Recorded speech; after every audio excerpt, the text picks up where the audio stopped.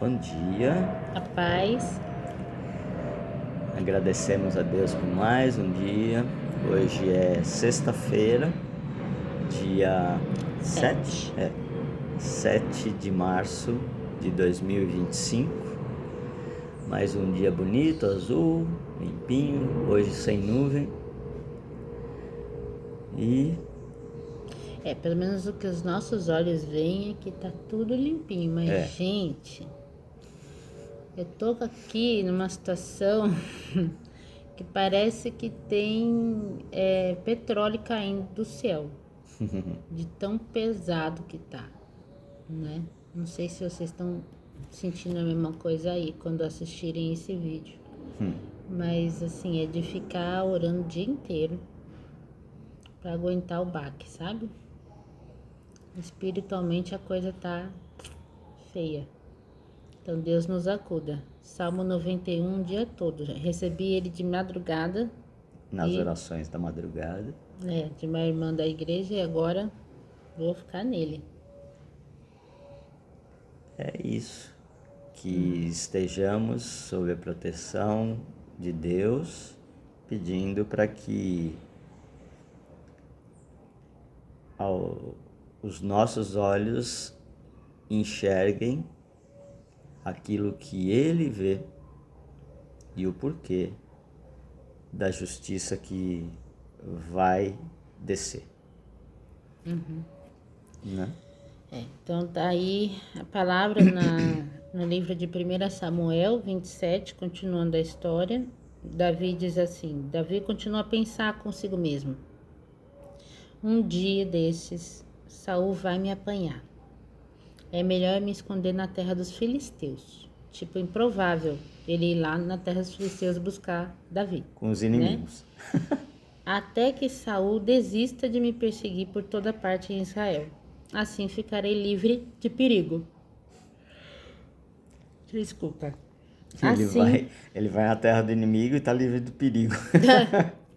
Você vê, né, que Davi tinha crédito com todo mundo. Ele que matou Golias, o filisteu, é capaz de ir lá ser melhor bem recebido do que por Saul. Então Davi levou seus 600 homens e foi até Gate, onde reinava Aques, filho de Maoque.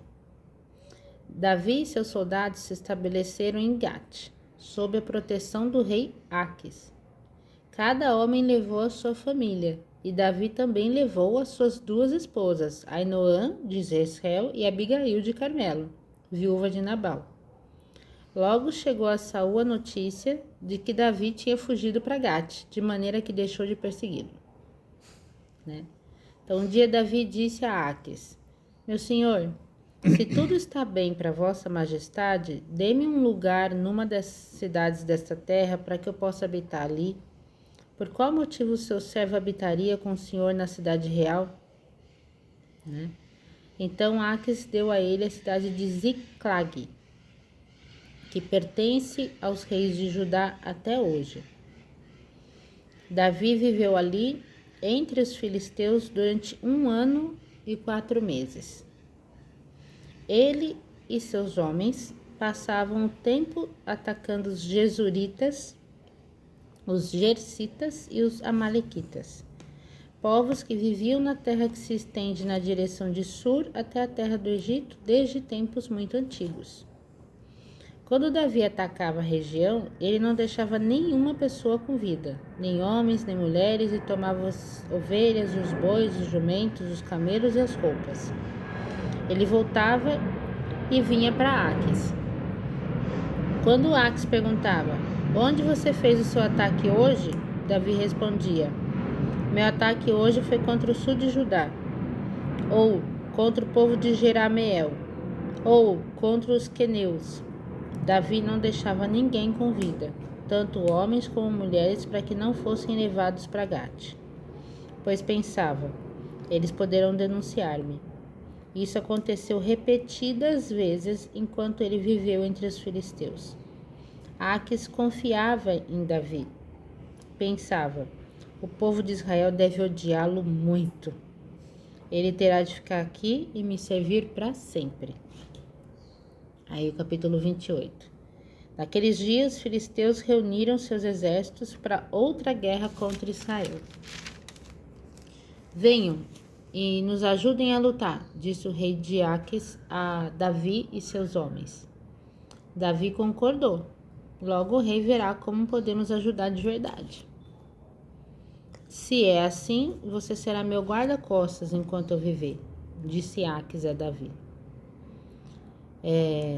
Nessa ocasião, Samuel já tinha morrido e todo Israel tinha chorado a sua morte. E Samuel tinha sido sepultado em Ramá, sua cidade natal. O rei Saul tinha expulsado do país todos os médiuns e os adivinhadores, ou os que consultavam os espíritos, né? Os filisteus acamparam em Sunem e Saul e os exércitos de Israel acamparam em Gilboa. Quando Saul viu o enorme exército dos filisteus, ficou tremendo de medo e consultou o Senhor quanto ao que deveria fazer. Porém, o Senhor não lhe deu resposta, nem por meio de sonhos, nem por Urim, que era o profeta, né? Não, perdão, o objeto usado para se conhecer a vontade de Deus. Ou por intermédio dos profetas. Então Saul deu ordens aos seus auxiliares: vão e procurem uma médium, né? Uma mulher que invoca os espíritos, de maneira que eu possa consultá-la. Eles encontraram uma em Endor. Então olha só, quando ele fez a coisa certa, que foi expulsar tudo do reino, porque Deus não gosta disso, só que na hora do aperto, quando ele consulta Deus, Deus fica em silêncio, aí ele vai e apela, né? Então Saul se disfarçou, usando roupas comuns, ao invés de usar suas vestes reais. Ele foi à casa da mulher, à noite, acompanhado por 2 dos seus homens. Ele disse a ela: eu quero falar com um homem que está morto. Pode fazer subir o espírito desse homem? Mas a mulher disse: o senhor certamente sabe que o Saul mandou matar todos os médiuns e os adivinhadores. Por que o senhor está armando uma cilada para mim, para que eu seja morta? Porém, Saul fez um juramento pelo Senhor, dizendo: tão certo como vive o Senhor, nele nenhum mal virá sobre você por isso. Ainda fica jurando pelo Senhor. Falsamente, porque ele já jurou um monte de vezes e não cumpriu, né? Finalmente a mulher concordou e disse: pois bem, a quem o Senhor quer que eu faça subir? Faça-me subir Samuel, respondeu Saul. Ia tirar o homem lá do sono dele.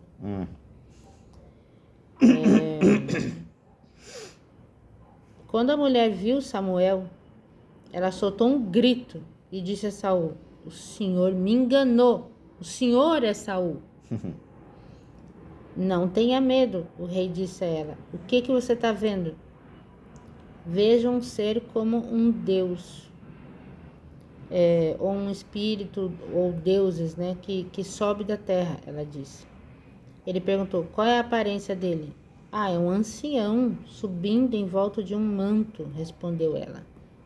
Então Saul entendeu que era Samuel e se curvou com o rosto no chão. Por que você me perturba trazendo-me de volta? Samuel perguntou a Saul. Porque eu estou muito angustiado, respondeu Saul.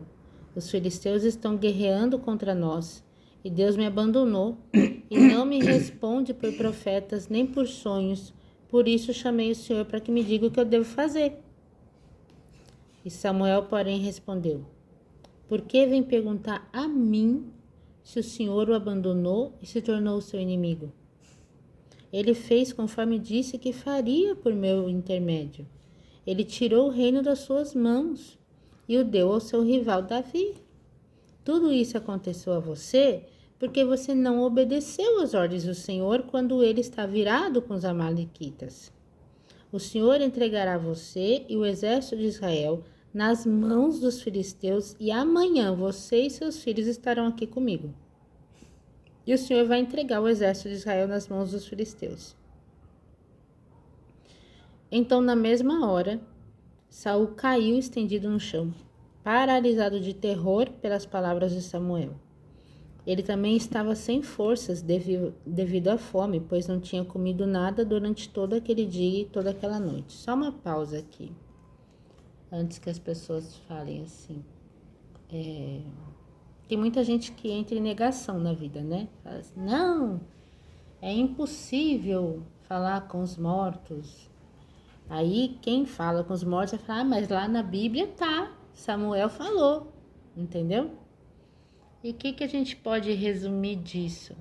É que o mundo espiritual existe, essas manifestações existem, mas isso não quer dizer que elas tenham que acontecer, porque ficou muito claro aqui que foi totalmente contra a vontade de Deus. Então não é porque algo é possível que tem que ser feito. Provérbios. Então se falou que não é para fazer, não é para fazer. Ele já estava lascado, porque se Deus ficou em silêncio, sendo que ele estava em apuros pedindo ajuda, é porque ele já tinha pedido uma unção, ó, lá atrás. E aí ele vai me dar uma dessa, entendeu? Então, e quando a gente lê as histórias da Bíblia, e a gente fica, caramba, mano, como é que a pessoa faz um negócio desse? É só a gente olhar pra gente mesmo. Quantas vezes a gente age desse jeito? Deus falou que não é para fazer, entendeu? E por teimosia a gente vai e faz. Paulo, aquilo que eu não quero eu faço, e aquilo que eu devo fazer eu não faço. Né? Por quê? Porque não tá não tá escutando o Espírito Santo, né? Não tá na presença. Se a gente estiver na presença, a gente corre menos risco, né? E estar na presença e escutar também, né? A orientação. Isso não quer dizer que tudo o que aconteceu Deus não estava sabendo. É lógico que ele estava sabendo e ele autorizou, né? Exatamente. Porque nada fica escondido aos olhos do Todo-Poderoso. Então, se o Senhor permitiu esse encontro de Samuel, sempre estava lá dormindo bonitinho, entendeu? Esperando a volta de Jesus e tal, para Saul ter esse choque de realidade, né? Para abalar o psicológico dele. E para isso estar na Bíblia, a gente poder ler isso agora, né? Milênios depois, é porque ele está falando há muito tempo. Não brinquem com isso. E também não ensinem errado. Não precisa entrar em negação e dizer tudo é do diabo, entendeu? Aquele espírito... Não, era o diabo se fazendo passar pela pessoa, que não sei o quê. Não viaja também, sabe? Agora, é só uma palavrinha simples, obediência. Não é para fazer, não é para fazer. Né? Então, continuando aqui, quando a mulher viu o quanto ele estava perturbado, disse, Senhor, obedeci às suas ordens, com risco da minha própria vida. Agora ouça o que eu digo e me permita dar-lhe alguma coisa para comer, de modo que o senhor possa aguentar a viagem de volta. Porém, Saul não aceitou. Os homens que estavam com ele insistiram, e por fim ele concordou. Então ele se levantou e assentou-se na cama. A mulher estava engordando um bezerro, assim ela saiu depressa, matou o bezerro, amassou farinha e assou um pão sem fermento. Ela trouxe a refeição ao rei e aos seus homens e eles comeram. Depois foram embora naquela mesma noite. Né? Então, a reflexão que fica novamente é: obedeçam, que não dá errado. É muito sério mexer com quem tá quieto, né? E é muito sério desobedecer o Senhor nas menores circunstâncias, não é só numa situação grave como essa, né? Nos mínimos detalhes. Tudo que a gente puder consultar, Pai, não é só falar, posso ir lá fazer? O Senhor vai comigo? É Êxodo 33. É Moisés dizendo, se o Senhor não for comigo, eu não Eu vou. não vou. Não vou. Entendeu? Faz toda a diferença, né? O Senhor ir com a gente. Porque se a gente falou, vem pai, vem morar comigo, não seja só um visitante na minha vida, é realmente ele tomar posse, né? Do que é dele, nós somos dele. Mas ele não vem tomar posse e simplesmente apagar a nossa individualidade. Não existe isso, porque nós não somos escravos, somos filhos, né? A gente faz junto. É coexistir. Exatamente, a gente faz com ele. E é maravilhoso fazer as coisas com ele. Mas não dá para fazer as coisas com Deus sem obediência às leis dele e fazendo aquilo que ele não gosta. E Deus não dorme com o inimigo. Aliás, Deus não dorme, né? Vocês entenderam? Né? Então, E qual a probabilidade que daria certo você ir morar no território do seu inimigo? Ali. Davi Davi foi sendo protegido pelo rei dos filisteus, Exatamente. que ele perseguiu a vida inteira. Aí mais pra frente tem a historinha que nessa batalha que Davi, quer dizer, teve essa batalha aqui que Davi foi chamado para ir junto. Mas a batalha em que o rei Saul e Jonatas realmente morreram, Davi não foi chamado, né? O povo filisteu virou para o rei Ax e falou, não, ele não vai. Né? Porque o pensamento de e se ele se virar contra nós? Mas tinha o dedo de Deus ali também, Claro. no sentido de que eu não quero que Davi tome parte na morte do meu ungido, entendeu? Sim. Para depois ninguém dizer que foi ele para poder virar rei. Então, tudo, a gente vê a história da forja de Davi, né? Tem o Senhor em todos os detalhes. Porque Davi era perfeito. Claro que não, o cara era sanguinário, meu. Ele saía arrasando todo mundo, matava, não poupava homem, mulher, nada. Tanto entendeu? que quando ele quis construir o templo para o Senhor disse exatamente isso. Você não, porque suas mãos estão sujas de sangue, mas o seu filho vai fazer. Exatamente. Então, por quê? Se Deus for esperar um bichinho perfeito para fazer algo nessa terra, só Jesus, né? Mas ele valoriza a questão de ter um coração voltado para ele, que é quem pelo menos tem consciência de quem é. Papai, né? Ou seja, aquela pessoa que não se esquiva quando ele fala você tá errado. Não. Né?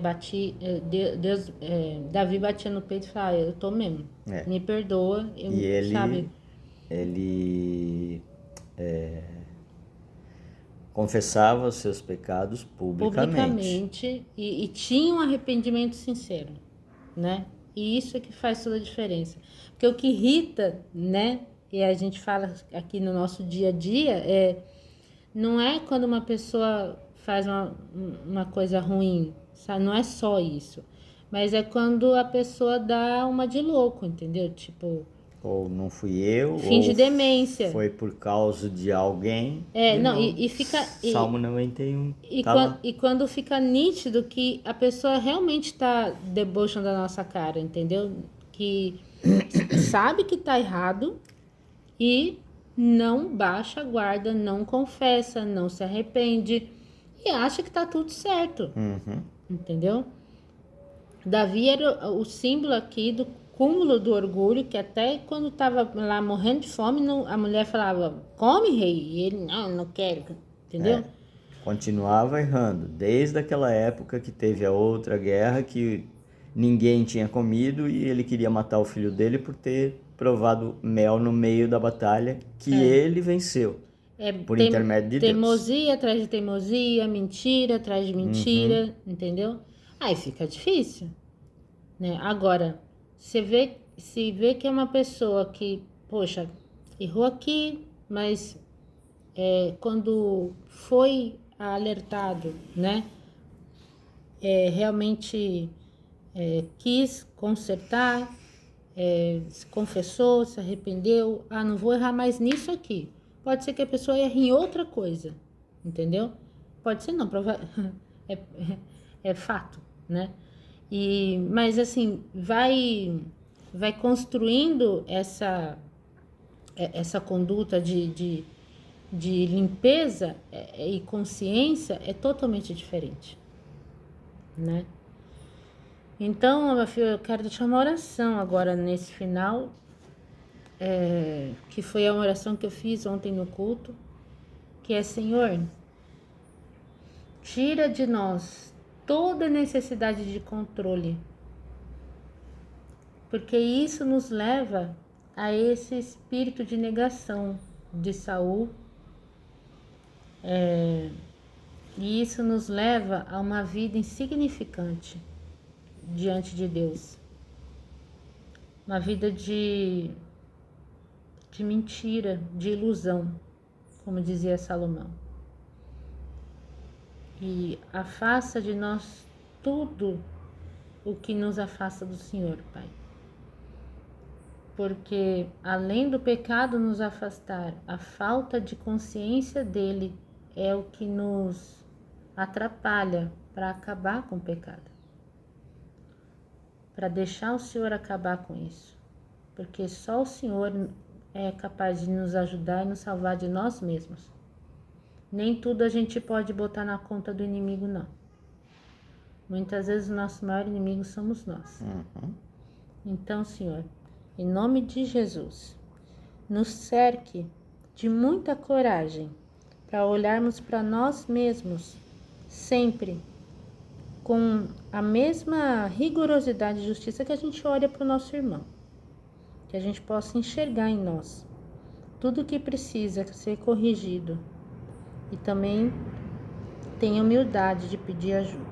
Em nome de Jesus. Amém. Amém. Então é isso, gente. Uma boa sexta-feira. Mais tarde nós estamos de volta aí, né? Realizando o culto no lar. Tá? Fiquem com Deus. Amém.